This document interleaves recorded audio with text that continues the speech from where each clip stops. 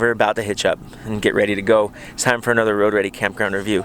Today we're coming from Lone Rock National Recreation Area in Utah, just barely above the Arizona border. So it is about 8 miles outside of Page, Arizona, right on Lake Powell. And look at this.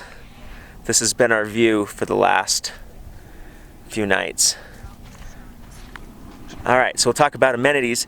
This place has none, really. Well, actually, that's not true.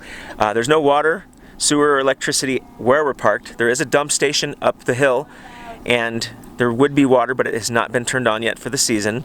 And there are pit toilets all down the beach, so it's hard to not park close to one of them. Go ahead. It costs $14 per night. Day use is free if you have a national park pass. And they did charge us for the second vehicle, so it is per vehicle, so we had to pay double. Verizon service was okay. Sometimes we did use the booster because it got a little congested, but for the most part our phones worked fine and we were able to get some work done. It's a really close place if you wanted to go see Antelope Canyon or Horseshoe Bend. Or just play on Lake Powell. Page, Arizona is, like I said, 8 miles. There's a dam, so it's the Glen Allen Canyon Dam. Is that what it's called? I believe so. And they have a visitor center with one junior ranger book that earns you 2 badges, and then right up the road the other direction 8 miles is the Grand Staircase Escalante BLM Visitor Center, and they have a junior ranger book also. This place has been great. I wish we had more time to spend here.